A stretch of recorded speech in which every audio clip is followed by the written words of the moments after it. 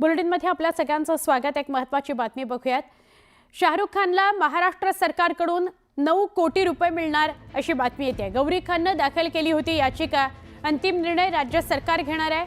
अभिनेता शाहरुख खानला महाराष्ट्र सरकारकडून 9 कोटी रुपये मिळणार का, याबाबत आता सरकार अंतिम निर्णय घेत आहे। गौरी खानने या संदर्भात याचिका दाखल केली होती। या याचिकेत केलेल्या मागणीमध्ये तत्कालीन मुंबई उपनगर जिल्हाधिकारी अतिरिक्त आकारणी केल्याचा आक्षेप घेतला।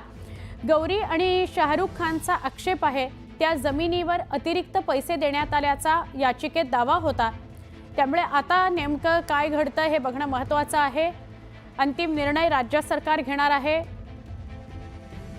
आमचे प्रतिनिधी प्रशांत बाग यांच्याशी बोलूया। प्रशांत, महाराष्ट्र सरकारला 9 कोटी शाहरुख खानला द्यावे लागणार आहेत?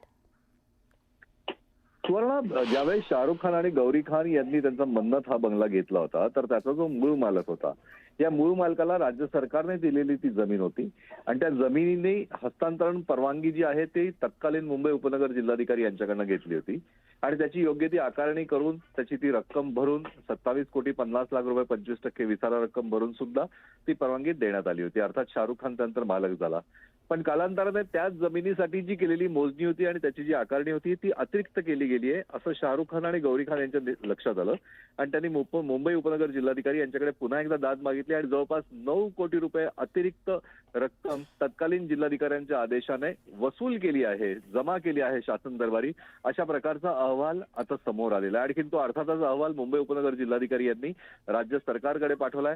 अर्थात याच्यावरचा अंतिम निर्णय राज्य सरकार घेणार आणि शाहरुख खानला 9 कोटी रुपये मिळू शकतात अशा प्रकारचा या अहवालाच्या आधारे आपण नक्कीच म्हणू शकतो। पण याच्यातला एक दुसरा धोका असा समोर येतोय की जर का ही